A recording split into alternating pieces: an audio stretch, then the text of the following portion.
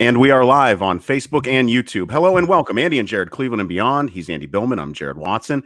And this podcast is brought to you by Waiting for Next Year. Check them out, original Cleveland sports reporting at waitingfornextyear.com. Well, today we're going to focus on the Cleveland Indians and everything that's going on in Major League Baseball, or should I say everything that's not going on in Major League Baseball. With us, Cleveland Indians beat reporter Mandy Bell.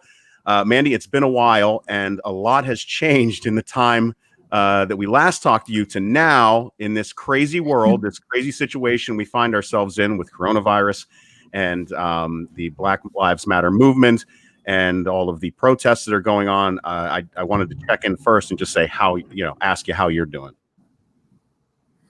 Well, in regards to the coronavirus stuff, I mean, I can't really complain. Everyone is all healthy on my end, so I can't say anything bad with that. Just getting a little bit bored waiting around for sports to come back. But if that's the worst of my problems, I really don't think I should be complaining.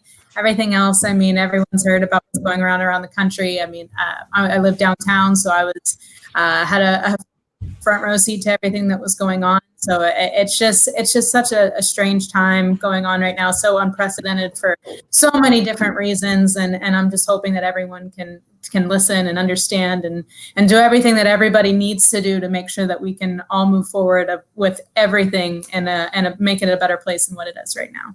Yeah. Absolutely. So all that said, the NBA is rolling out the balls on July 31st. MLB we thought was going to be moving fast, and they kind of pumped the brakes, and Passan came out with a good article today. I thought really summing up well. To quote his number, it sounds like they're about $300+ million off. Mandy, from your position, from where you're sitting, what do you see? I mean, are you hearing that this is going to turn and we're going to play baseball soon, or what do you think? I mean, when you're reading all this through the media, and it's difficult because all of this has been step by step through the media. So everyone's going to have a reaction to every part of the process. Mm-hmm. And it seems difficult to find optimism right now because both sides seem to be very, very stubborn in their own views. And each side has their own points. Each side has negatives. I mean, if you start breaking it down, you can see it from both ways. And so I think to see optimism, but I still have it, and I still think that both sides have it, which is really, really at least comforting in an aspect, because we all want baseball to come back. Everyone's common denominator is the same, the love for the game, and so I think because of that, something will happen. It doesn't make this process any easier. Right. It doesn't make this process enjoyable by any means, but I think that it will come back. What do you think about all this tough back and forth between ownership and the MLBPA? I mean, it in some ways it reflects a lot of things that are going on in the country. But how do they break that stuff down and get to an agreement? I don't know. I mean, I think it's a decision, and that's an answer that everybody's sort of looking for right now. Mm-hmm. Yeah. Be looking for compromise, and both sides are going to have to compromise a little bit, because if you look at it in a big picture, all across the country, I mean, unfortunately, you saw it with the Athletic today. You had layoffs. So you see it in the sports world right now, and it sucks. It's awful. But everyone sort of has to compromise, because this is unprecedented times. This is a lot of loss of revenue for everybody. The economy is awful for everybody. So you do have to understand there, and I think the players are willing to discuss that a little bit more. But I think the big thing is they just want to understand Major League Baseball in that regard, and they want to have proof of what they're trying to say. So I think if there's communication can be there and everybody has the same idea of what they want out of this, then something can happen. So I just think it's taking a little bit longer to have that communication. When you read into the articles and you hear people saying, Mandy, everybody talks about, and I think it plays a part in this, the 2021 agreement going out. I think it's playing a big role in this whole thing. I know Passan really hits on this, and other people do too. From your position, is that maybe much more of a problem that maybe needs to be brought to the forefront, that it's not just negotiating, yes, for this year, which is true, but it doesn't help that there's another negotiation coming right behind it, literally 18 months later, right after this next season ends? Yeah, I mean, it absolutely doesn't help. It's just, all of this is just such bad timing. And that's going to be in the back of everybody's minds right now. And you think that, okay, yeah, we'll turn around and have next year. But then right after that, who knows? And it's a difficult situation to be in for everybody. And I definitely don't think that that's going to add anything. And I'm sure that if anybody who doesn't know right now, that's definitely playing a big factor in it too. does either side have any leverage right now? We're talking about a difference between plans here of 40 games or so, and the money that's been the difference in losses here. 300 million breaks down to what we've come out to 10 million per team, with the way that MLB, that the ownership wanted to move forward. Does either side seem to have any leverage here, and does it all just come down to dollars and cents, or is there more to it? I think just looking at it from an outsider's perspective, it seems like both sides feel like they have the leverage. And that's where I think that maybe some of the turmoil has come in, because both sides are feeling like they have that. And so nobody is willing to compromise right now. But I think with more conversations that could go away pretty quickly. I think that this is just a minor thing that they can get through, just these early talks. It's just frustrating how long of a process it's going to end up taking. And I think that's the big thing that everyone's taking away from it. I just think that they will eventually get there. But right now, I think they're on a pretty level playing field, just because both of them seem to think that they have the same amount of leverage, as weird as that sounds. Let's bring it local. What are you hearing down in Progressive Field? Are they feeling so positive down there? Are you hearing any grumblings? What is the vibe down there from what you're hearing? Yeah, I mean, you can even just see it just on Twitter whenever some of the players are starting to tweet out a little bit more. I mean, they seem optimistic. They seem excited to get back on the field. You start to see more and more cars in the parking lot whenever you're driving by. That's good. No players are starting to go in. I know I've seen some pictures of some of the families, like the Pleco families in town. Carrasco's now back. He was here for the majority of this pandemic, but he's now back. You're starting to see more players file in. So I think everybody's starting to get the sense of, okay, this is about to happen. This could be happening soon, and I want to be ready for it whenever it does. So I think everybody's still optimistic, and everyone wants the season to come back. And I think it's at least still a good feeling around the Indians team, at least. Well, and how are they planning on, some of these players? What are their, not planning, but I guess, how are they feeling so far regarding the health and wellness, portion of this entire issue? Especially bringing their families around, having, Plutko and his family around. I know they have a young child, I believe. So are they taking certain precautions? Are they checking, keeping each other in check regarding these safety concerns in that way, I guess, self-policing? Yeah, I think the biggest example was someone like Tyler Naquin, some of these guys who still needed to meet with the training staff during all of this, during this this temporary break in action for the pandemic. Naquin had been going into Progressive Field during that to get some work done to make sure that he was staying on his rehab schedule. And with that, he explained to me every process that they have to go through to make sure that they're not too close, that there's not too many people in the building, how many times he's getting his temperature taken throughout the day. He was getting it taken before he'd even walk into the building, before he then again would get into the clubhouse. I mean, they were just double checking, triple checking everything. And I think that set a good precedent, at least for them. I don't know how every team has been handling it, but just from what I've been hearing about the Indians, just the way that they handled it before all these rules and regulations that MLB proposed even came out, they seem to be pretty on top of things. And I think they're trying to make this the safest place that they could possibly be during a situation like this. So I don't think players have too many concerns. I know, like you said, like the Pleco family or like the Wickren family, who whenever they have little kids at home, I'm sure that's a big concern. But I think that each club at least is doing everything they can to make sure that the players feel at least comfortable to come into work. All right, bringing it more onto the field. Let's say they get let me ask you in two parts. Is there a big difference to you for the Indians, just the Indians, a difference between an 80-game schedule and a 60-game schedule, let's say? And then part B, how do you think this really will play out next year for the Indians? And the reason why I ask that is, Mandy, from my perspective, I think the Indians and other teams, it's going to be hard to see what this really means for like a Lindor next year. I mean, let's talk about the elephant in the room. We should put C. What does this mean for Lindor next year? So you got all these things that are factoring. I know, by the way, we don't know.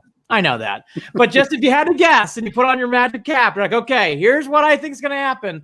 Is there a big difference between 60 and 80 games? Do you really see the Indian? I mean, is this going to affect the Indians next year? Is Lindor coming back? Okay, so part one. I don't know if there's really a big difference between 60 and 80 games. I think that players just want to have as realistic of a season as possible. And so whenever you start dipping below that half season mark, it starts to seem less and less legit in a way. And I mean, no matter what, the season's going to be weird. It's going to be different. It's going to not be like anything else. But I think the more games you can play, the better it would be. And that's why, I mean, we all knew 114 games wasn't going to be approved whenever the association pitched that back. But you could see just their desire to play in just that proposal as well. And we all know that money's behind it too. But I do think that the players truly want to play as much as they can possibly play. So will it be much of a difference? I don't know, because like the Indians are always notorious to getting off to slow starts. Would that 20-game buffer help them out a little bit more? Maybe. Or if they're in a hot start to start the year, would that extra 20 games to leg out to the postseason be more grueling than what it would have been for 60? I mean, it could go either way, but I do think that everyone would lean toward more games if possible. How would this affect next year? I think it could be interesting. I know there could be some concerns. I know Blake Snell posted these types of concerns on his Twitch whenever he was playing the show, and he was doing different things on there. And he was saying, like, why would I risk injury for a shortened season? And what happens if that would carry over to next year whenever it's a shortened season? And I'm sure there's those types of things that are going on in the back of a lot of players' heads just because they're not really sure what to think about a shortened season like this and really experienced it before. Other than that, I don't know. I don't know what the expanded rosters would look like. I don't know if there would be, I mean, how many people you could carry, what this would mean for some of the floaters of the minor leaguers that could end up getting carried on this team now and get a little bit of playing time, and what that would mean for them next year. There's just a lot of variables that'll go into it that I don't think we can figure out until we get at least a week or two in to figure out how the season's going to go. Now, Lindor is obviously going to be the big question for everybody. Going into the year, it seemed like they were going to do maybe something like they did with Trevor Bauer last year, where, okay, let's see where we stand at the trade deadline. And you could get a little bit more for him for a year and a half than what you could have for just a year of control left, like you saw with Mookie Betts last offseason. So I think that now that you have a full season being in a half season span is going to be a little bit more tricky for them to try to figure it out of whether they want to hang on to him again. Do they let all of his time run out? I mean, there's just going to be so much balance. But if I'm going to guess right now, I would say he's still here in the off season, but whether he's the whole next season, I'm not sure. I'm wondering, and I think Andy and I have talked about this before, regarding Lindor and whether he's going to be here or not. How much do the money issues that are going to be pervasive for years to come with every one of these leagues, how much of a benefit will that be to the Indians to being able to possibly keep him? Because I don't know that people are going to be able to pay what Lindor was expecting to get. That's a good. Yep. Yeah, I don't know how much of a toll this is going to have. I don't know how much he's going to be able to make up in a year and a half before he hits free agency. I don't know if that will just give advantages to the powerhouses that are like New York and like all the big markets that seem to continually have money no matter what. I don't know if that is going to make them prevail. I don't know if this puts the Indians in a better situation to say, look, we have the money, because they're still losing the same amount as other teams are too. So if it's leveling out the playing field, then maybe he makes less, but then the Indians can afford less too. So it just a rippling effect throughout all of it. So I don't know if it betters their chances or not, because they are still losing the same as everybody else is. I wouldn't be surprised if he hangs on for this half season, and whether or not he's dealt in the off season or not. I think it'll be interesting to see, but I think at the start, my guess is he'll still be with the Indians at the end of the season. Yeah, to what you're saying, I think the Indians cannot trade him this year. But I think next year, I think for the first time, they're going to have to really look at the books and say, you know what, is this really worth it? Because of everything changing so much, I think the Indians have to, and I was not this guy. I wanted Lindor to stay throughout all 2021 and say bye-bye. But now I'm kind of wondering, I think it's tough. I think it's really changed a lot with the economics. Well, Andy, continuing on those economics, what are the odds that something happens in regard to revenue sharing that's more in line with something like the NFL does? Because some of these teams are going to possibly need saved at the end of the day, and that might be the only thing that will do it. I mean, that comes into play too, correct? I would think so. I mean, Mandy, you tell me, if I were the Indians, don't you think you said it, make a one-court press after the season. I would not do it during the season, but after 2020, I'd be like, look, one more time. Everything's changed. Do you want to come back? we'll offer you this and that. I wonder if the Indians would do that. I would hope they would. I mean, I think the Indians are constantly trying to come up with numbers and figures and doing every possible math equation that you can do to see, can we keep him and then also keep the team as competitive as possible? Because that's what Antonetti has been saying since the day that we showed up in Goodyear, which seems like forever ago now. But back in February, he kept saying, look, we can afford him. That's not the problem. It's can we build a team around him that would be a championship level team, because look, he doesn't want to be here either if we don't have a team that can support his type of drive and his level of competitiveness and just wanting to win. And he wants to win, they want to win. So it's a balancing act. And if they can somehow figure out a way to find the money to do that throughout this process, that I think that would be a shock, because they are losing so much, just like everybody else. But I know that they're constantly trying to figure out anything that they could possibly do to keep him. Let me ask you this then. With Clase, talking about dancing around and Kluber trades with Clase. So that was a trade where I actually agreed with. I was like, I like this. I like Clase. Saw him play. We saw with Brad Hand. You do kind of question about a closer like that coming back. So Clase, this makes sense. It's exciting. Then we get an 80-game suspension. So let me ask you, do you think the Indians had any idea this was coming? And what do you think the after effects of this now that Clase has got an 80-game suspension over his head? Yeah, I mean, obviously they would have found out before it was released to the public, before it was released to the media, but I don't think that they knew much before that at all. It seemed like it was a shock to the organization just from the vibes that we got. Now, they didn't want to talk about it at all. They didn't say much more than just the statement that they really they found out. It's not something that they really want to keep getting into detail about.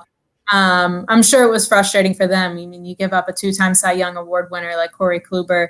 You were so excited about the future. I know Antonetti even said the second that they got him, they already started getting calls from other teams about Clase and seeing what they would give up. And I mean, it was within an hour of getting him in that trade. And so there's a lot of excitement surrounding him. He's 21 years old. He has that triple-digit cutter. There was so much going for him. And so, yes, this is probably extremely frustrating for him, for the organization to have to make a trade like that where he was the centerpiece. But moving forward, I mean, this organization, just seeing it firsthand, they're so good at just putting things behind them and moving forward and trying to just build up whatever they're handed. And so I think that as long as he does serve the time that he needs to serve, to make sure that he does the penalty for the things that the punishment that he needs to overcome with taking PDs and stuff like that. But whenever he comes back, as long as he can learn and grow from that, it's an organization that will support him in that sense. And I do think that he could bounce back from that as long as everything is just put back in the rearview mirror.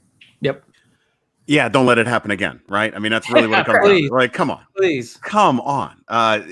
Mandy, you mentioned earlier about players kind of possibly worrying a little bit about injury in a shortened season and some of the other effects in that sense. I'm wondering then, because I've also heard a defense of this season and of whoever wins the World Series at the end of this season, of whether it would count or not, or whether there should be an asterisk.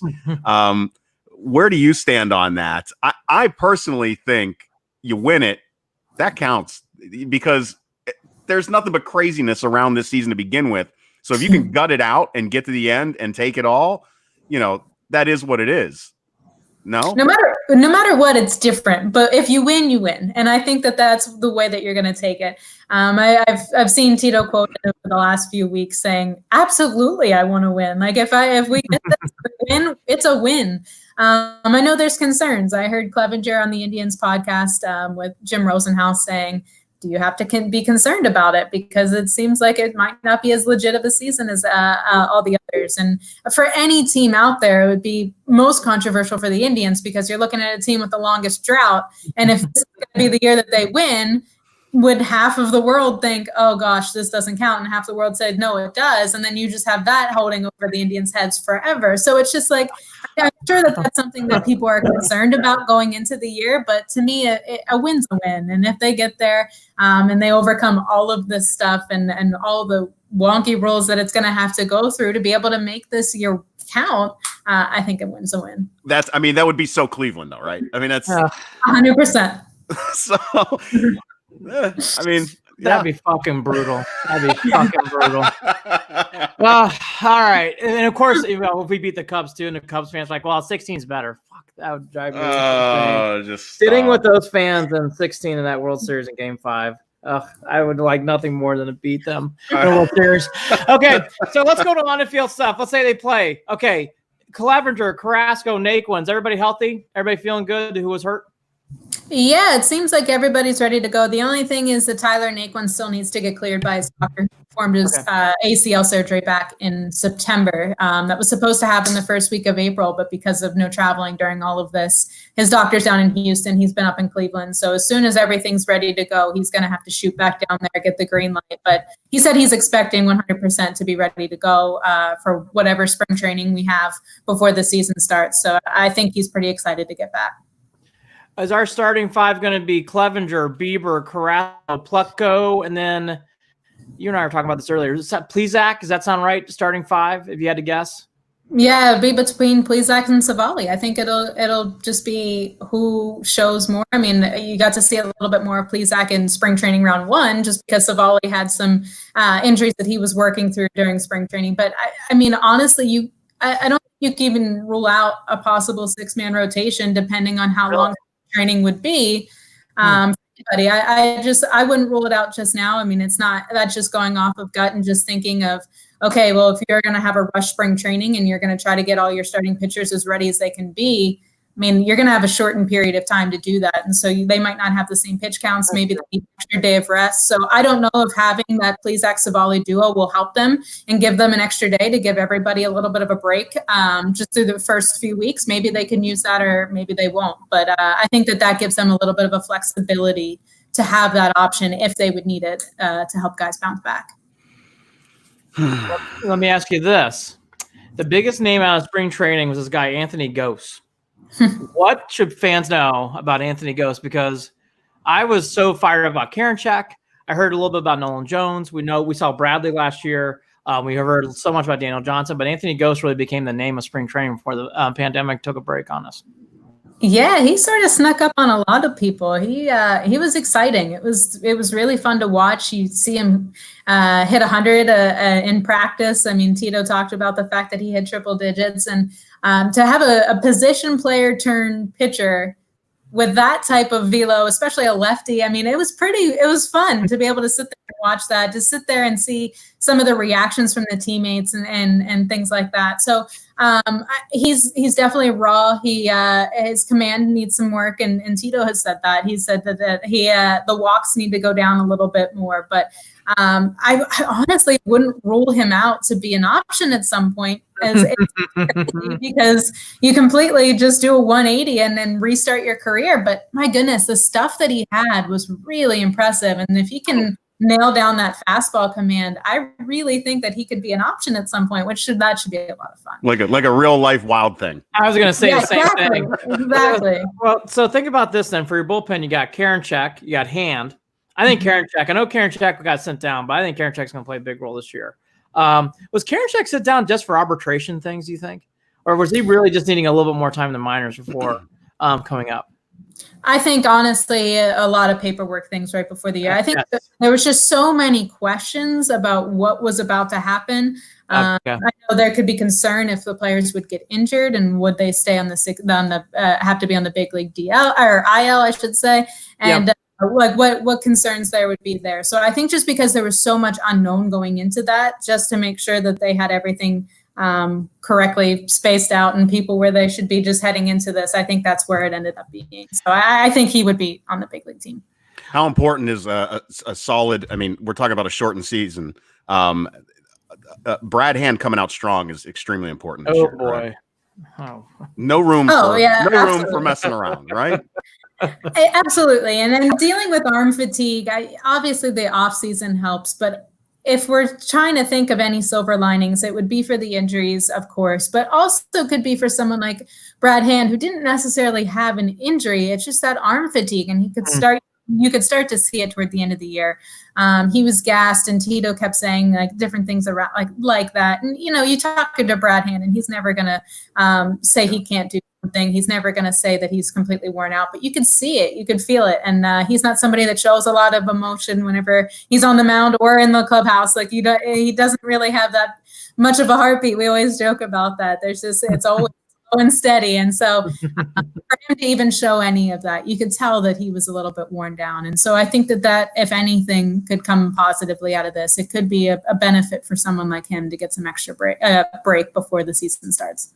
Do you think the break might help out Jose Ramirez, my favorite player? I love Jose. I love his spirit around the team. Do you think his year was, I mean, he didn't have a bad year, but it was goofy, if we're being honest. Like, do you think the offseason, maybe some time to reflect would maybe help J-Ram before the season starts? Honestly, I don't know. I mean, last season, he started off super slow. Obviously, it was like the first start that he could have started. And like mid-June till the end of the year, he was lights out. He was he was force in the middle of the lineup. I mean, his numbers were insane. He had over 1,000 OPS, and I forget exactly what he was hitting. It was like 320, and he was unbelievable. And he didn't slow down. I think after he had that hamate problem, he missed a month, came back early for the last week of the season, and then has a homer and a grand slam in his first game back. And so I think it was like, all right, so maybe the slump is behind him. And so I don't know if a break is good or if it's slowing down the momentum that he had. I'm not sure which way it was, but I know all the numbers started to say that they were projecting a big year from him this year. And so I don't know if it's frustrating in that regard or if a break could help out. But I think he had something going, and all of those struggles were officially put behind him after he hit June. How nasty was Reyes in the spring? I mean, oh my gosh. Every day you'd read something about him coming from Arizona. So much fun to just sit out there and just watch batting practice, because it was like you had a front row seat to home run derby. It was unbelievable. The power was just off the charts. And I know he said that he was concerned over the offseason. He wanted to lose some weight to make sure that he was ready to go in the outfield if he was going to use more out there.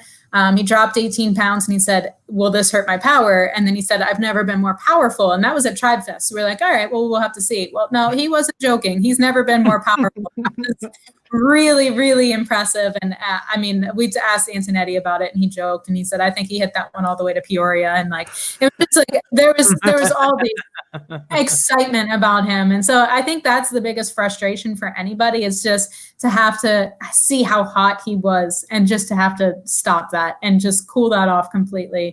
I think that would have been fun. I think he would have had an enormous year this year if he would have kept going. Yeah. Well, that makes sense. It correlates with, I mean, LeBron lost all that weight and just became a dominant force even more than he already is. So there you go. Exactly. Yeah. Right. You know, we talk about this all the time. I think the ace in this team now has become Bieber. I know there'd be a lot of debate. Is that a right assessment? I know there's, you know, the old veterans, Carrasco. Then you got Clevenger, but I really do think at the end of the day it's Bieber. Am I wrong to say that? And you know, let's just be realistic. Let's say Lindor does leave, like we all assume he does. I think Bieber becomes the face of the Indians. Is that a assessment too? Yeah, I would say that he's next in line to be the face of the Indians. I mean, I think it's right between him and Clevenger right now for the ace of the team. I think you would take a lot of this year to determine that, because even with Clevenger's upper back strain last year, he had an unbelievable season. Yes, he did. And just the both of them had unbelievable years. And it's mind-blowing to think of the talent that they have, the depth that they have in their starting rotation. It's just unbelievable. So between the two of them, I think you have a solid 1-2 punch, no matter who's that number one and who's number two. Moving forward, though, I think this year could separate and figure out who's going to end up being that role for them, that ace. Yep. Over for Corey Kluber. And I think that this could be that separation year to see, because both of them have had a few good years. And Bieber, obviously, in his first full season last year, establishing himself. I think this could be a good year to just set the tone and say, this isn't just like beginner's luck. This is this is how it's going to go. So I think that he is next in line for sure. I think he just has that personality. I think he has everything about that would be the face of a franchise type of material. So I think he's next in line. Yeah, it didn't feel like luck when he stepped out there during the World Series. I mean, that was just it was gorgeous to watch. So yeah. You know, it's not the anniversary of this, but the anniversary this past week was of Bell and Vigna's famous shot, which I remember very, very well.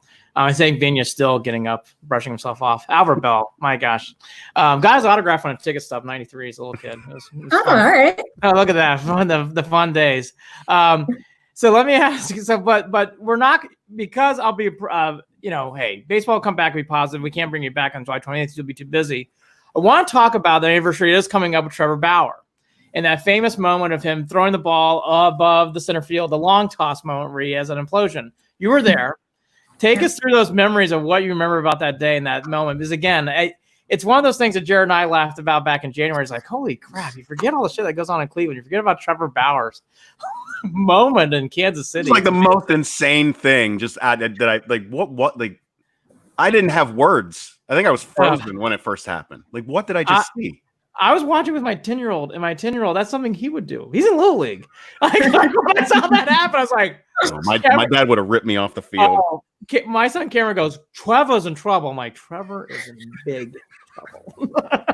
Anyways, Mandy, take it away.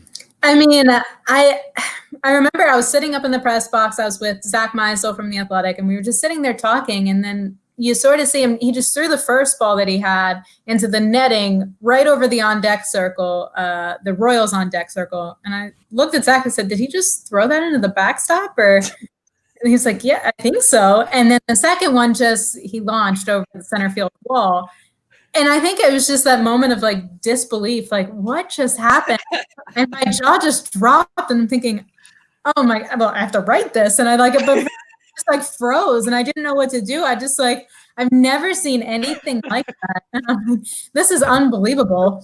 And so I just immediately just start looking down at my computer. I was like, okay, our conversation's over. Immediately. It was that was crazy. And to think that was the last time that he took the mound as an Indian is apropos. I was ready for him to go. That's just where I was with him. Whatever. And I've never seen Tito that angry ever. No, he's very, very angry. Tell it by the walk out to the mound. It was clear. Tito handled a great post game. Yes, he did. I don't want to talk about it. I don't want to say anything. And the way that he handled it, as always, was as perfectly as possible. So, but man, that was an interesting day, and not one that I will ever forget.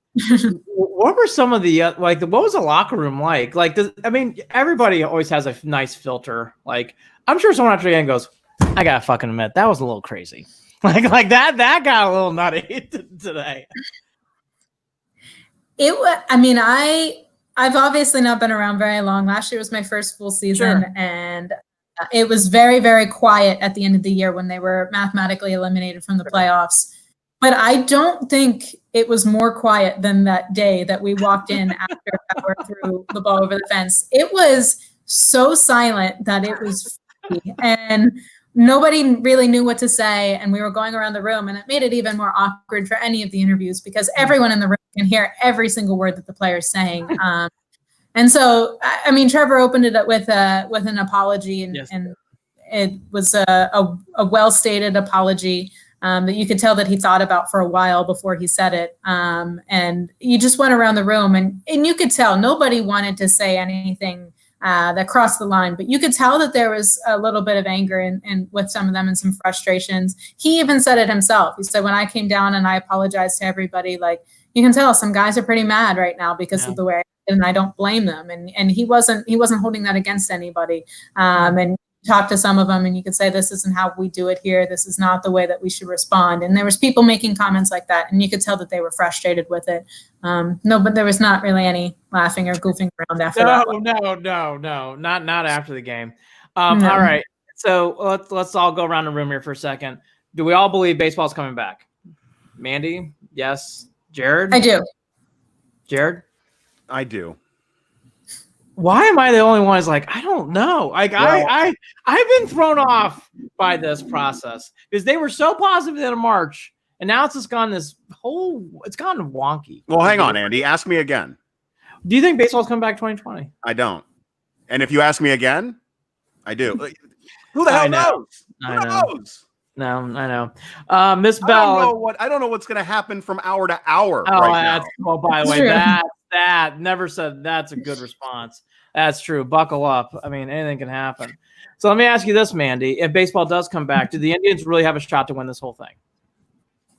I think given the circumstances that they have some depth that could certainly help them out. And I do think that they have a good core. I think if you have everybody at their best, they do. Now, that's the problem. You just don't know. Yeah. Could you get Jose Ramirez that slips back? Could you get like a Mike Clevenger with a weird injury? Could Carrasco bump back? Because every time Carrasco goes into spring training, he always deals with some elbow problems. Would that flare up again because he's been down for so long?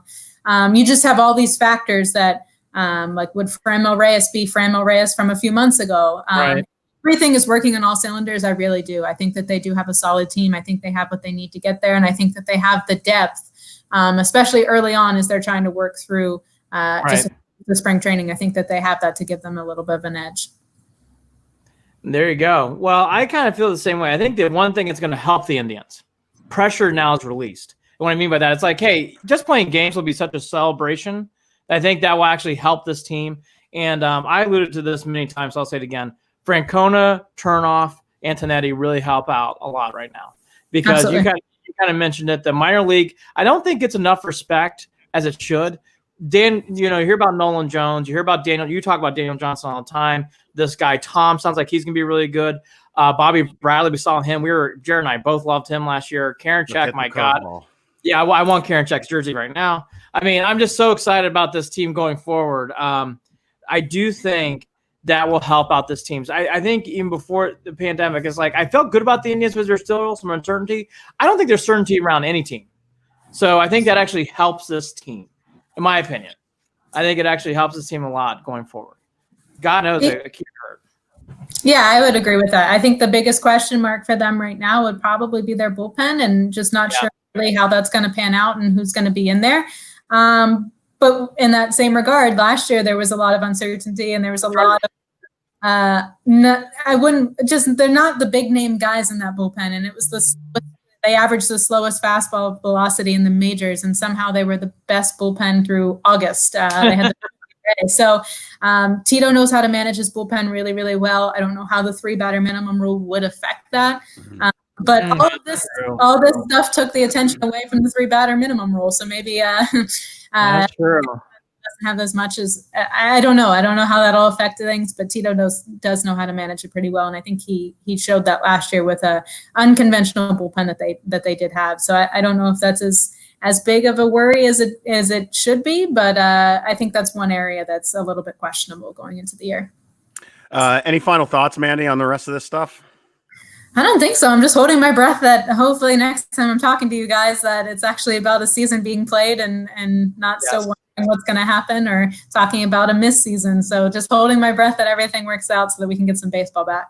We're reliving Trevor Bauer moments. Yes, let's talk about it. Yeah, we're running to the end of things to talk about. Mandy Bell, Cleveland Indians beat reporter. Thanks for joining us once again, and can't wait to have you back on, especially when the season does start. Fingers crossed. Take care of yourself, stay safe, and all that good stuff. Thanks, Mandy. Thanks for having me, guys. Bye-bye. Yep. Bye-bye. And there you go. So I think we basically got the synopsis for people who haven't seen it today. Jeff Passan laid it out. All the news kind of laid it out. The biggest things that are going on here right now with this club and with baseball is, can they come to agreement? It sounds like it's about $300 to $400 million off because of prorated salary. It's going to come down to games and whatever else. What I do hear though from Mandy and from egos. Others here, it's going to come down to egos.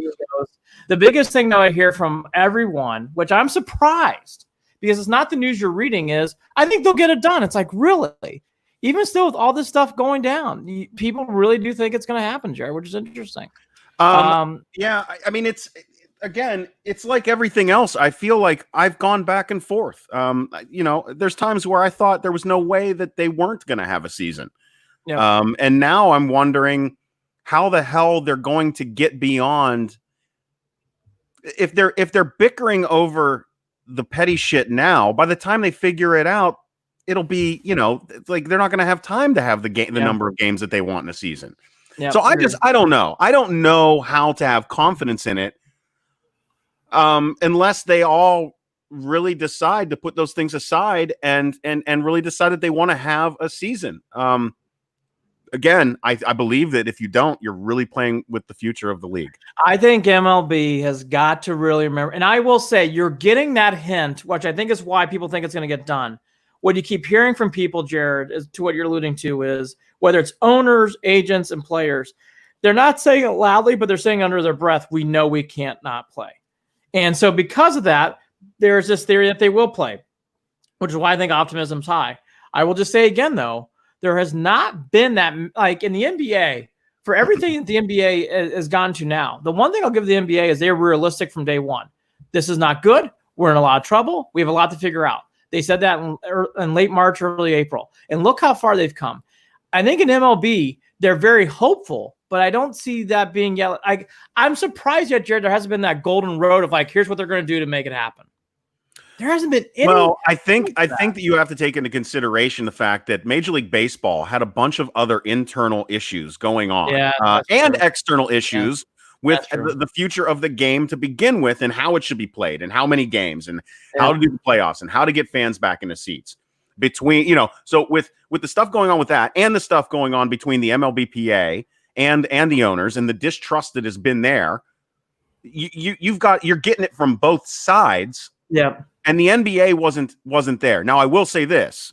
I mean, as of late with the NBA, if you want to talk about reduced, eyes on television's watching the game, that has definitely been an issue, that was late, throughout the season with the NBA, and the issues that were coming up with China. The NBA did have a few things that they needed to get through to be able to get to this point, but it still is not as extensive as what, Major League Baseball has been going through, and a lot of it's self-imposed bullshit. Really, really is. Well, there's a lot of mistrust right now. It really started in '81 with that strike, and obviously '94 was devastating. There was no World Series, and we can go on and on. But really, it's been the most heated since '94 right now. I mean, you can feel it. The only difference is in '94, you felt like the opposite, like everyone was saying, oh, this will get figured out, but both sides kept saying there's no hope.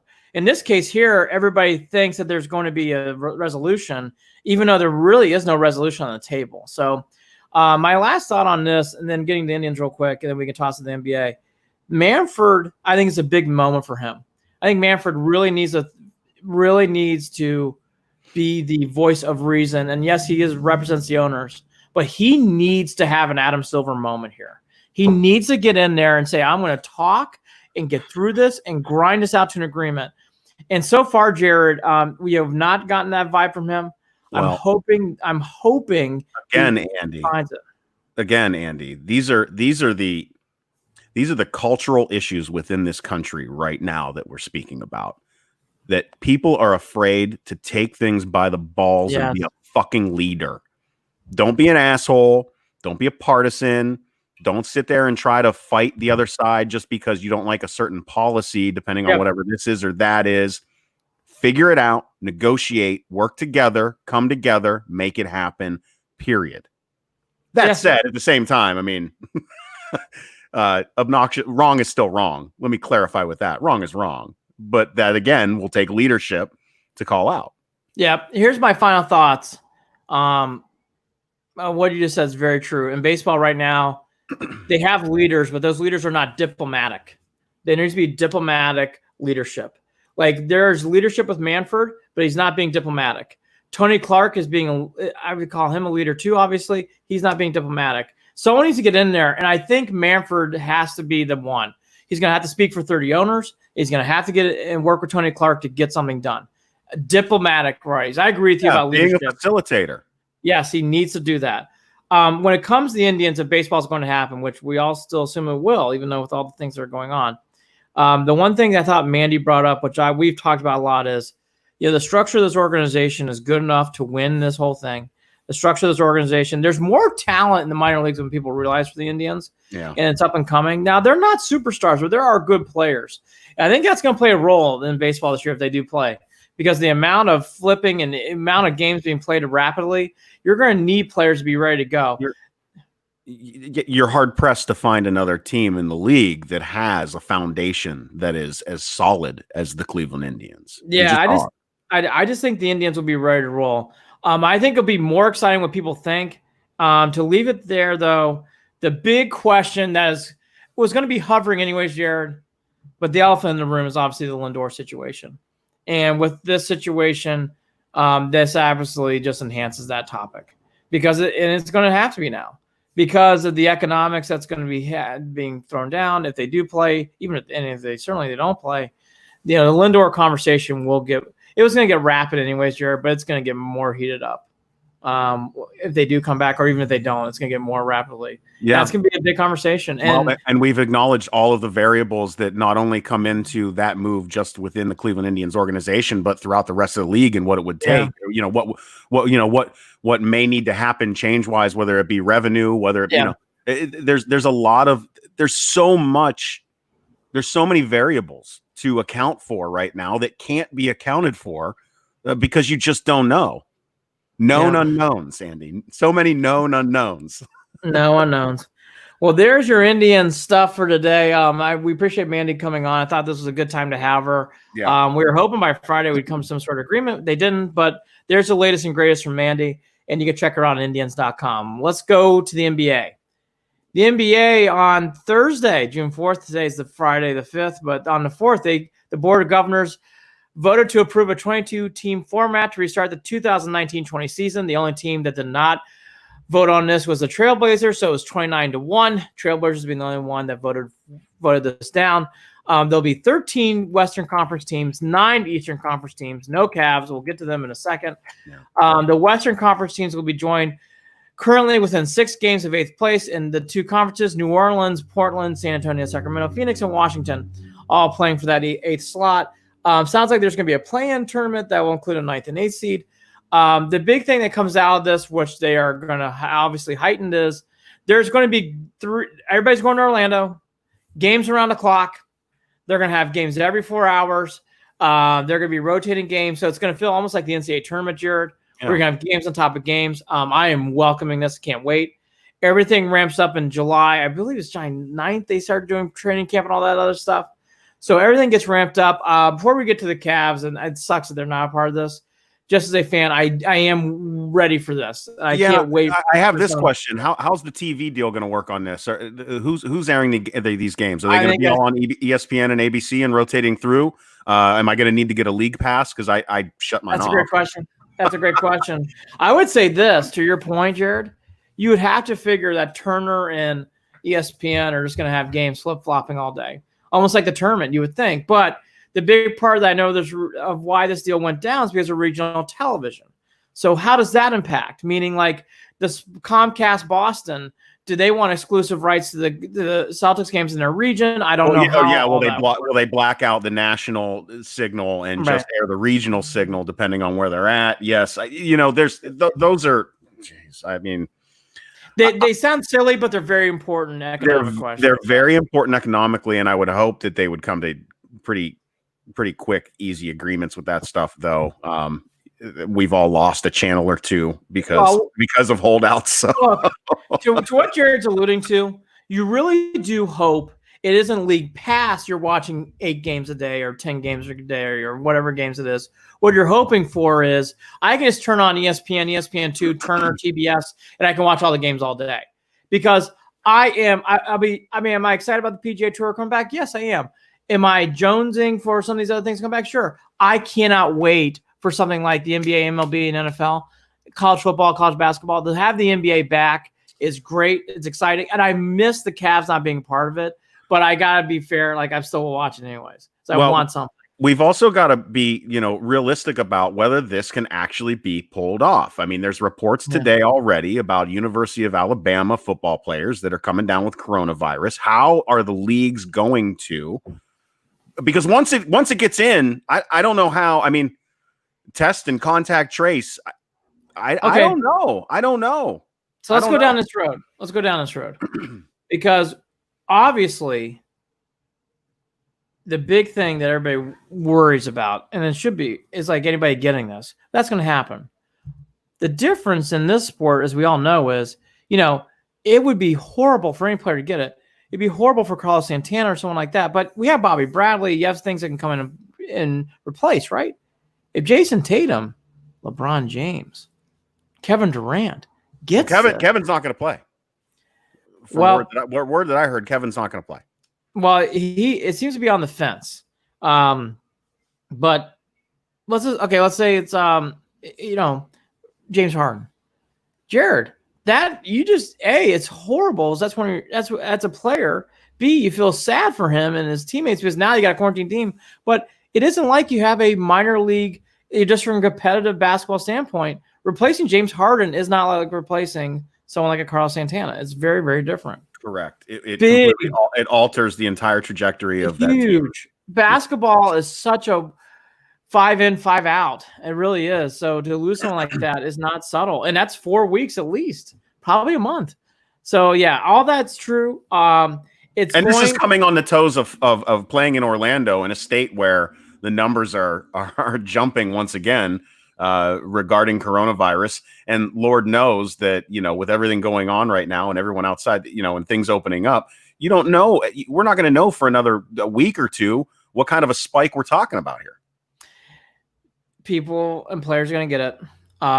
The one good news today that came out, not to get too political, but Fauci came out and did an interview today. And Fauci seems to be feeling better about what's going on with the numbers and stuff. The numbers are rising. He's seeing plateaus. So to hear him say that made me feel better today. And I will say he even seems to think now, and he's been very, very high on second wave. Even he's pumping the brakes on that today in his interview, saying, I still believe it'll be a second wave, but I'm not so sure now how strong it's going to be. And we're seeing things that are making us change our position a little bit. So, and again, he kept saying, like, there are hot spots, but the overall plateau is there. Like, you're seeing a lot more of that. So that does make me feel good, Jared. But Jared's hitting a key point. That's going to happen. There's no doubt. It's just nature. It's natural. It's going to happen. The only thing you can hope for is when it does happen, that everybody's safe, everybody's healthy, and, God forbid, you never get someone who gets in critical condition or anything like that. All that to be said, and it's not easy just to turn this on and off like a light switch, but I will for a second. I am excited about the competition. I am excited to see these games. Yeah. And I think the idea of putting us in one bubble is the smartest thing for this league. And I'll be ready for it. I'll get to it now. I am not happy the Cavs aren't there. But that is what it is. And you know what? They were not going to make the playoffs anyways with their record. That wasn't my point about this. I just want to see 8 or 7 games just to get some Cavs basketball. I really did. Yeah. Andy, I can't even bitch over it. I can't complain about it because look, what it's even taking to get this to even be able to happen. I know. The hoops that need to be jumped through, the work that it's taken to get to this point. I get it, man. I get it. And you know what? If the Cavs wanted to be there, you got to be better. That's the by the way, their record dug their own grave. And to give the statement on the Cavs, Kobe Altman and Bickerstaff, they did not say anything vocally, but they put out a press statement. Quote, while we are disappointed that the announced return to play proposal excludes the Cleveland Cavaliers, we all understand the unprecedented factors that contributed to this outcome, and we all accept the hard decisions Commissioner Adam Silver and the NBA's Board of Governors had to make. They said some other things, but that basically sums it up really nicely. And to what Jared just said was, Jared, you make a great point. And to what they're just saying, hey, look, every game counts, and we didn't play well at the beginning of the year. They had a major coaching gaffe and Beeline. It didn't work out. Some other things did not go their way. This is the problem of retooling and rebuilding. You risk something like this. And yeah, they weren't going to make the playoffs, but I think that experience could have gone a long way to help them out. The only thing at the end of the day you can say is what Jared's saying. They dug their own grave here. And they're going to and now this is the most Cleveland thing to say. Everything now goes into the draft. Yep. Everything goes down to that lottery pick. The Timberwolves and the Warriors and the Cavs all have the highest percentage to get the number 1 pick. The NBA lottery will be done sometime. Actually, we have it here. It's August 25th, I want to say. Let's see. August 25th. They're going to have it.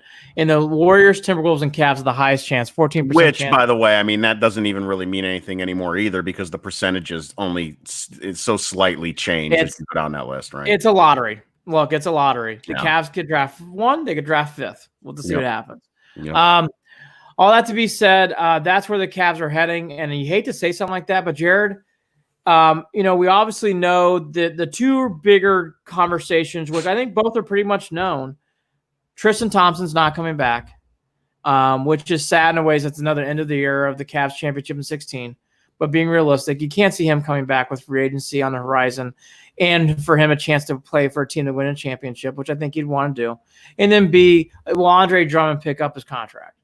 You got to think he will because of the current status of the league and because of the money being binged. You got to think that he's going to pick up that contract. Okay, that business aside, we love Dellavedova. We know he's probably not coming back. Ante Zizic, that just didn't work out, so we know he's not coming back. Those are more B, C line stories. So outside of those two, I mean, Jared, everything again hinges on this draft. The only thing I will say in that kind of situations, we all learned that puts a lot of pressure on Kobe Altman. He has got to nail this draft pick. You can in other years, Jared, I think you could hide behind other things and be okay. Jared, I think hitting that draft pick is going to mean a lot to this organization now. Which is even harder to do because you don't have anything to go off of. I know. It makes it I hope there's some other things here that will come to light that will hope. And by the way, the development of all these other players, which we'll get to too, is important. But let's be realistic. With no games being played, with the last game being played mid-March, the Cavs don't have anything except for the lottery. That's it. Yeah. There's nothing else. And I think it's going to be a very big challenge for this organization to stay relevant. And they will, and they'll figure out things. But let's be honest. Are people going to, I think people will be excited to see Cavs basketball early on. And yes, they will. But I'll be realistic. If they go 3-7 out of the gate next year, and they're Jared, let's be honest, it's going to be hard. Well, it's going to be hard for the Cavs, especially if you're still not getting butts in the seats, depending on how things work out. Yes. To go quickly through what the Cavs are up looking at here, the NBA draft rankings, according to ESPN, Anthony Edwards from Georgia, who's a shooting guard, James Wiseman from Memphis, Isaac Okoro, who I saw play at Auburn. I really like him a lot. And then he fits the need. I mean, he fits the need too. That the Cavs have. He does fit the need. And LaMelo Ball, I don't need any of that drama in my life. I just don't. Okay, so I know you and I were going to say the same thing, Mike. I'd rather draft Obi Toppin rather than LaMelo Ball. By the way, he was shut down with injury again this year. So LaMelo only played 12 games because of a foot injury. I saw Okoro played a lot. I saw Wiseman play a little bit. He only played 3 games. And Edwards is a good player. None of these players that jump off the mat and get you excited. For being truthful, they're good players. There's nothing wrong with it. But you don't see something in there. It's like Zion Williamson, LeBron James. You don't really see that kind of player, if we're being truthful, when you read this list. So the Cavs are going to have a lot of homework to do. Everybody discusses about it being a guard forward, center type of player. To what Jared's alluding to, a 4 would obviously be perfect for this kind of situation. I'm going to stand on this topic. Draft the best player available. If it's this guy Wiseman, draft him. If it's Edwards, I don't care. We've drafted guards. Draft him again.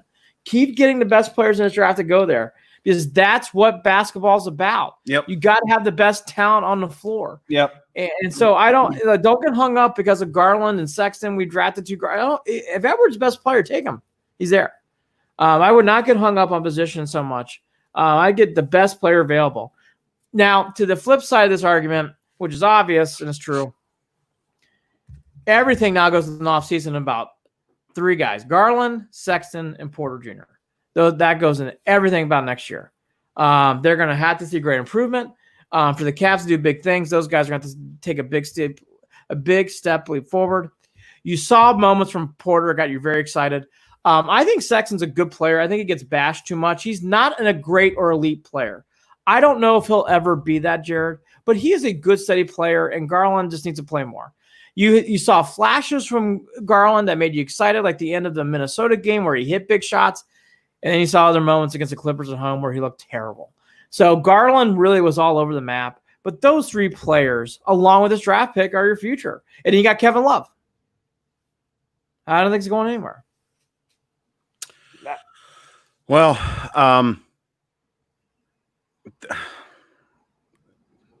Andy, it's like everything else. look, I want to watch them. I hope they do well. I hope we get to that point. It's so far away, though, Andy. It feels so far away. See, there you go. There you go. It's December. Everybody's starting to mention this, but you and I talked about this off air, so I'll bring it up quickly on air about the Cavs. I alluded to it, just breathe there. I don't think there's any way Kevin Love goes anywhere. Because of that contract, because of what's going on in the league budgetarily, Kevin Love's staying in Cleveland. And by the way, I think he needs to stay in Cleveland for the Cavs too. Yeah. I don't think it'd be a good thing for the Cavs to trade Kevin Love right now. I think you need a good veteran who can play. Kevin Love's your guy right now. I just don't see him leaving. I don't think it makes sense to trade him unless you got an unbelievable, you can't turn down package, which you're not going to get. So I think Kevin Love, stays. Again, excited about the NBA. I'm looking forward to these games. It'd be something to talk about, something to watch. It stinks about the Cavs. And again, the big checklist, this Drummond pick up his contract. All these free agents go bye-bye. I don't think the Cavs are going to be big players in free agency this year, especially because of what's going on with the league. I think they're going to be strapped. And then again, does Kevin Love get any kind of sniffs? I don't think so. I just don't see that at all. No. I mean, and there's no money. There's none. There's no money. I mean, you're talking about the league. All these leagues are in a special purgatory right now of not knowing their future and not knowing, everything is on hold. Everything is on hold. It looks like hopefully things are moving in the right direction. I know that we saw job numbers today. We're really good. Hopefully that's helping. Hopefully that will help, that people are able to go back to their jobs. We still don't know how many of those are not going to come back. And we don't know how much expendable cash people are going to have. Yeah. And on top of that, if they have the expendable cash, do they want to even spend it? Because a lot of people are kind of enjoying the fact that they're getting out of debt, and that savings across this country are actually up. So, are people going to want to go back into the hole to go to some of these games and pay the prices of the tickets and the beers? And, it's expensive. It is expensive. And we are just not in a place where we can assume that any of that is ever going to come back anytime soon in the way that it was before, period. Early signs. I can actually say this now. The statistics came in today with not just jobs, but with travel. Now, travel's way down. However, people are going out. People are doing things. I thought it was going to not be as high ticked as it is, but there's a lot more people even getting on airplanes that they were expecting. Airlines are now adding more flights in and out. To what Jared's saying, we don't know, but I will say it's not early signs. There's signs. The numbers are saying people are going out and people are going to go to these events. And I think, this year we know the NBA is going to be closed off to no fans. Next year, I think it's going to be a different question. I think you're going to start seeing some fans come out. And again, early signs are saying through statistics and early things are saying through Wall Street and through numbers and people paying. People are wanting to go out and are going to go out. Mm. So again, when you have flights, I thought today were the biggest story outside the job. I can't believe I'm talking economics like this. Every airline is way up today. And not just up in the stock market. People are buying tickets to travel. It's amazing. People are traveling. People are going, and by the way, that could be for a myriad of reasons. But right now, people want to travel, and they're spending money to do it. Well, Lord knows too that if people are buying tickets, the airlines aren't going to give it back to them when they cancel anyway. So we know how awful they are. Yeah, the entire industry is a fucking mess. So I have no love lost for the airlines, but that's that. Well, we always talk Browns. We always talk Browns first. We buried them today. But let's talk about the Browns real quick. Our favorite 1-31 coach, Hugh Jackson, was on WKNR today. Why are we even talking about this? Andy, I swear to you. He's got important I told you Jared, before. He's got important comments to say. No. This is like some sort of jump the shark moment for KNR. It's like a publicity stunt. Jared's gonna get very fired up here. This is good. There's no reason. I don't give a shit. I don't care. I don't need quotes. I don't need to hear it. I don't need to see it. There's nothing. There is zero that this offers to me. I don't know. I mean, I don't know. Seems like some folks at KNR, we know the usual suspect, is very proud of this. And I find it to be icky. I don't know. It feels icky. It feels like, why? It's not a thing that we care about. Andy, I can't fucking do it. So whatever. You want to talk about? There's no praise here. There's nothing. This is not an exclusive. Oh, we got him. Look who we got. Get out of here. Get out of here. Which one was your favorite win? Such a hack thing to do. It just doesn't feel. No, I would never. If you called us, Andy, let me ask you this. If you called us and said he wanted to come on the show, would we have him? Yes. But I'd ask him about some things like how in the hell did we lose that Raider game? What the hell happened? You really think we'd have him on the show? I don't want him on the show. That's probably true. I don't want him on the show. For what? Why do I? If I can't tell him, no, because I don't want to have that conversation. I don't want him on the show. He's got nothing for me. How was that Steelers ride back from after the Cleveland game? How was that Pittsburgh ride back to Cleveland? I don't care. By the way, it's gone. It's back there. It's so far out of my. I'm so over it. No, ridiculous. Well, it's Jared running out of things to talk about over there. I don't know. I love Jared. There was a couple things that caught my ear. All right, and so you got the quotes. All right, go ahead. I caught my ear. All right, go ahead. I want to hear it. All right, go ahead. Maybe I want to hear it. No, I'm kidding. I don't want to hear it, but go ahead. I'm going to hear it anyway. After the tie, how'd you feel? Mayfield comments, Hugh Jackson, quote, I still think this guy's going to be a really good player. Long pause. The player, I have never had problem with the player. Couldn't say his name, but he said the player a lot. That was interesting to itself because you can tell that Jackson actually does think Mayfield is a good player, but you can tell he's looking at wins from those Mayfield comments. The other two things he said, though, I mean, the interview lasted 30 minutes. He's coming out of the book, which he mentioned throughout the show. But the other thing that caught my ears, I remember this being banter, but I don't remember this being top line news. He did want Kaepernick. Jackson made that a point during the show. Quote, I don't know how close it was, but it wasn't next from the beginning, end quote. Quote, I think everybody's seeing exactly what I was telling people talking about Kaepernick. The first step for Colin playing again is wanting to play. If he actually wanted to play, he would have a job, quote, end quote, saying of Jackson or Kaepernick. So it sounds like Jackson wanted a Kaepernick in 17. And for obvious reasons or whatever else, it didn't happen. I found that to be ear-opening. And let me just say that Hugh Jackson, for a guy who won 3 games in a tie, is the most on-air coach you would ever see in your life. He cannot go away. He gets brought up time and time again. I will say that interview today, though, was a lot more rehashed, and it fell flat at times. Those two comments come here, though. You done? Alex Van Pelt also talked.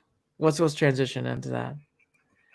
Hugh, what was your favorite moment of Zane Gonzalez missing those field goals in the Saints game? Stop. Van Pelt talked about Mayfield working on his footwork, and it's something else that Van Pelt actually made an interesting comment saying that he thinks Mayfield can really improve his footwork through social distancing. The big thing he also made, which I thought was a good reference, was he believes his footwork was fine. He just thinks he can make him better. And he thinks his footwork can be improved to make him more successful in the field. So I think people should remember those two different things that we sometimes talk about footwork. He's not saying his footwork was bad. He's just saying, I think we can improve it to make him a better player in our system. Keep that in mind. I think people sometimes have been jumping off the cliff like, oh, his footwork was bad. No, it's not that his footwork is bad.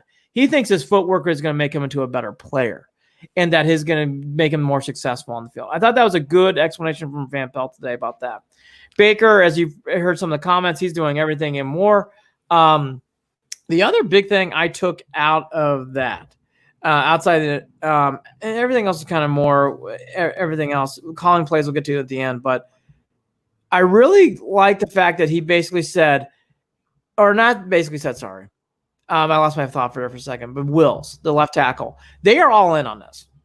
The sky is the limit for him. We expect him to be the left tackle for the Browns for a long time, Van Pelt said. Yeah. So there is no hesitation.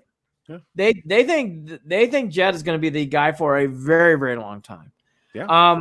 The other big comment I got out of this, which I do want to talk with you about real quick, there's still no decision about calling plays.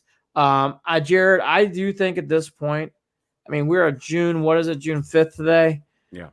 Jared, I actually think I'm actually starting to take a more of a stance on this. I really do think Stefanski should be the play caller, unless there's something I'm really missing here, because they're not discussing it. It's a fluid situation. With everything that's going on, I would lean more and more towards Stefanski getting that, unless Van Pelt has that ability and just hasn't announced it yet publicly. It's another thing to add onto a plate, is my opinion. They're going to win? Well, according to these comments, we're going 14-2. But yes, they should win. Fucking right. 14-2. Super Bowl. Super Bowl. OBJ, by the way, is a worker, according to Van Pelt. He loves football. He is smart as hell. He's just been a model guy this offseason, end quote. That is according to Van Pelt about OBJ. Really, there was no other Browns news in the past week, so that was the basic headlines. And I think we'll wrap it up with what's going around the country and what's been going around with everything else. But Tonio was on, I think it was 92.3. It was 92.3. And he gave a State of the Union about what the Browns have been talking about. And I guess Landry, which I'm not surprised, and OBJ, but Landry was speaking to the team for the heart about what is going on in our current country and talk about how the NFL, which I love this idea of being the platform to talk about Black Lives Matter and all that kind of stuff that you and I both are big proponents of and agree with. And I just think I am not surprised to hear Landry's taking the mic in this situation. I thought a week ago he really came off as the lifeblood of this team. I said that. The leader's Baker, but the real soul of this team is Landry. So to hear that story from Tonio does not surprise me at all. Good. The NFL and the way that they've handled things hasn't always been the best in regard to those issues. Look, as much as Kaepernick and the kneeling, and I've written an article when I worked for a CBS station a while ago regarding this. The kneeling isn't a problem. I'm a 12-year Air Force veteran. I served in Afghanistan. I know that he was given that guidance by another veteran on a way to peacefully protest without being disrespectful. And I am so sick of that argument being twisted and ignored. The facts are completely ignored on why he's kneeling and who advised him to kneel. Ignored. Out the window. And it drives me up a wall. Now, that said, Kaepernick is not perfect, and Kaepernick has done some really dumb shit he didn't need to do, like wearing the socks with the pig socks and donuts or whatever that was. Not cool. Doesn't help your cause. Makes you look like an asshole. So I get it. But the league has got some issues that they got to figure out regarding all of this. Having said that, served for 12 years in the Air Force. I don't think I've ever been as scared as I was over last weekend at the very real possibility of active duty military members who are 40 minutes away from my house, who flew here to a base that I have friends who work on that base, and were possibly going to be deployed to the streets of Washington, D.C. That's fucking wrong. It goes against everything that we stand for in the military. We support and defend the Constitution of this United States, period. Not the guy who's sitting in that White House.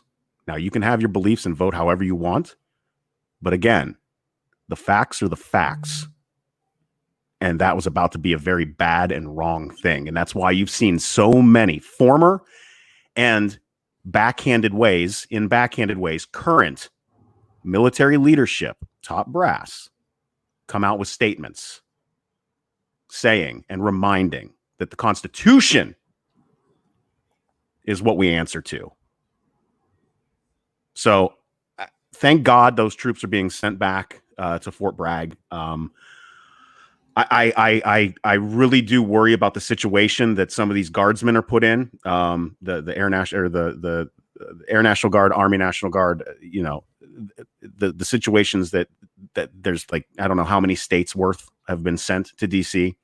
A lot of federal officers that we don't even know, they're not identifying themselves, are mixing in down there. Look, you can't have private federal police force. I mean, there's a lot of really wrong things that are going on in that situation. And I'm not but an hour away from it. And I'm looking forward to having the opportunity to be a part of some of that if I can safely do it, because Lord knows I'm scared of COVID. Mm-hmm. I've watched many of my friends break down into tears, and some who are just people that I really don't know, but I work with, who live this on a daily basis because of the color of their skin. And I think that what people miss about Black Lives Matter, especially the folks that want to say all lives matter afterwards, is how dismissive that is. How I don't see color is dismissive. See color. See it. They want you to see it. You have to see it. Otherwise, you can't see how that person is being treated differently. And also, privilege is not trying to say that you have some great, there's a lot of folks that don't understand that privilege just means that, like, I'm a middle-aged white guy. I'm not afraid of what I'm going to say is going to offend or hurt. I don't have to fear those things. My African-American brother and sisters have to think whether they're smiling, whether they're putting on a good face. If they pull their car over to the side of the road with a flat tire, they're afraid of what a police officer might do. And I've got a lot of friends who serve as police officers. And I understand the stress that they're going through right now. But all I'm saying right now is it's not about them. It's about a real cultural issue within this country. You have what happened in Buffalo, New York, and that 75-year-old man that pushed to the ground and left bleeding from his ears. And those two officers were suspended, not fired, suspended. And 57 others quit that assignment in protest for those officers. Are you fucking kidding me? Are you kidding me? If that doesn't show you that there is a cultural issue, a systemic issue, then I don't know what else will. I don't want to fight. I love everybody. I can't stand it. It breaks my heart. Yeah. But God damn it. People have got to. What happened over the weekend, and there was a great piece done on CNN that's 8 minutes long. It was on the Don Lemon show. There's an 8-minute piece about of how this all came about. And it really hit home to me after watching that. Look, this is, we never experienced anything like this. I am all for the peaceful protest. I love it. I want more of it. I think these discussions need to keep going. And I really want to see real change. And again, Saturday and Sunday and Monday, but especially Saturday and Sunday, it really, I already knew it and I knew what was going on, but I felt it on a whole different, deeper level. And I felt really big pain and sadness, and I felt bad because I just want, this needs to be talked about more. This needs to be corrected. And I agree with what Jared's been saying. Like, there's just a lot that's been going on way too long. It's been put on the back burner, and not anymore. And it's good. These peaceful protests need to keep happening. These discussions need to keep happening, and there needs to be real changes made. The discussions need to be forced. Force them. I don't care. They need to. Yes. Yeah. Keep doing it because I swear to you, we have hit a point. We have hit a point where the reactions for those who disagree have nothing based Yep. None of these opinions are based in reality. I've had people comment on my page with some really thoughtful responses, with some really understandable anger. And then I've had some folks who support that bad stuff that we know is not okay, and they have no explanation. Yep. It's like they're in a cult-like trance. And they're not going to, you can't talk to them. And that's, it is what it is. They're not going to hopefully they find growth, emotionally, and some emotional intelligence, and how to use the frontal lobe and actually, their cognitive abilities and ration and reason. But it's not going to happen now. It won't be for another 5 years. So there's a certain group of people you can't talk to. I think everything that I'm saying is for those who are in the middle and are just scared and frustrated and know that there's a problem, but don't fully understand it all. I'm going to fight for those people, and I'm going to try to get them to see it, because it's my conviction. It is absolutely my conviction to do so. There's again the 8-minute piece that came out on Sunday night on Don Lemon show. Watch it. And it really, really, again, it hit home to me hard after watching that. And I already knew and I already felt that way, but it just punctuated it. These peaceful protests are a very, very good thing. They need to keep happening. What happened, we all know what happened to George Floyd was fucking awful. And these things need to keep getting brought up, and they need to be talked about. This change is now. It needed to happen way, way too long ago. I mean, we're talking centuries ago. Now it's time to do it. Let's go.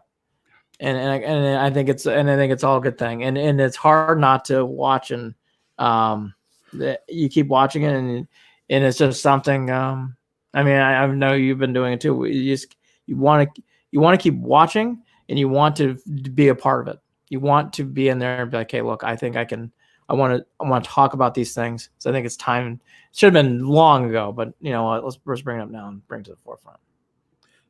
The tone that the man who sits in that White House that he sets is not a good one. It's one of division. And that's what we're dealing with right now. And it is pervasive throughout this entire country. Now, you can talk about chicken or the egg, but right now in this country, that's a problem. That's a real problem. And I can't be quiet about it anymore. I can't. Anyone who knows me knows I've never really been quiet about it. But comparatively speaking, I'm not going to shut up. I'm just not going to. So there you go. Andy, I know, Andy, I can't believe that I was able to even keep my brain straight enough to do this show today, to be honest with you. I don't get a lot of sleep. I'm up late and I automatically wake up early, and I cannot pull away from it either. And I know that you're the same way, like you just said. And it's just, it breaks my heart. I lose track of times. I keep watching him. NFL did a great video with the players. OBJ and Landry are featured in that. You should watch that. That's a really good video. Clevenger put out a good statement today about his growing up in a neighborhood and talk about things going on. Duval. Yep, I think that's really good. And again, I'll just leave it there, as I don't want to, keep, like what Jared just said. It's said so well. I believe in this. I like that these peaceful protests, in the 60s, they played a big role, and that's what we're seeing right now. These things are happening because they need change to come. And this needs to happen, and it needs to keep happening. It needs to grow, and it needs to keep getting shouted. And these things do make a difference. Peaceful protests make a huge difference in the feminism movement, in the civil rights movement in the 60s. These things really make a difference. It's as simple as putting your feet in other people's shoes. It's as simple as empathizing and understanding the experiences of other people, and leaving your bubble and leaving the protection of your circle, and recognizing that others do not see things, nor do they experience things the same way that you do. So, Yep. Well said. Well, to everybody out there, hope everybody does stay safe. Like I said, we are big proponents of this Black Lives Matter thing. We're big into it. And Jared, I'm proud of you for walking. Wish I could walk in DC this weekend. I always come out and greet the protesters who are in my town. There's not a lot of them, but the ones I do see, I make sure to stand with them and say thank you and being part of this. And again, it's all good things. I really can't say that enough. It's all good things. And these protests are a huge help, and they need to happen. I'm telling you, They need to happen. History tells us that. And we'll get through Well, it. we will. Everything will be okay. And it is a very stressful time. And it is a very, very grinding time in our lives for sure. Yeah. All that to be said, to transfer back to sports real quick. Not that that's easy to do. There's really no good transition. It's hard to even talk about it to begin with, to be honest. No, it is. Indians baseball, we'll have to hopefully see they can get a deal. NBA's back without Cavs. The Browns, we kind of went through that stuff. And again, our favorite coach with 3 wins of all time, Hugh Jackson, had some statements. He's coming out of the book. I know Jared will be buying it soon. I guess he won't be on Cleveland Beyond. Give us a call, Hugh. I'll have you on, Hugh. I'll talk to you. It'll just be me. Oh boy. All right. Well, I guess that's it for this episode then. I think we've covered just about everything. Thanks again to Mandy Bell, Cleveland Indians beat reporter. Man, I love having her on the show. It was nice to catch up and finally talk some Tribe because we've been Browns heavy for the past couple of episodes. So there's that. Don't forget, we're brought to you by Waiting for Next Year. Check them out, original Cleveland sports reporting at waitingfornextyear.com. Follow us on Facebook, facebook.com/Cleveland and Beyond, and on Twitter at CLE and Beyond, at CLE and Beyond. We're also on YouTube where you can find all our episodes as well. YouTube, Andy and Jared, Cleveland and Beyond. Go ahead and search it. We're right there.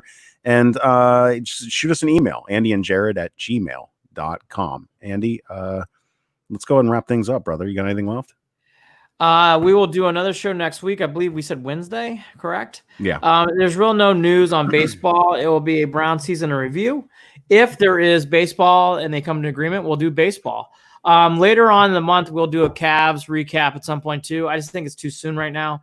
Let's let the dust settle a little bit more, and then we'll do a Cavs review at some point with Hayden Grove or someone else. And like I said, so there's baseball. Brown, we'll do more of the Indians. Unless I'm breaking, I don't think the Browns are going to have much. It'll be probably a Brown season review on Wednesday. Part 2. He's Andy Billman. I'm Jared Watson. Andy and Jared, Cleveland and Beyond. Take care of each other. Check in on some folks. Much love. Take care.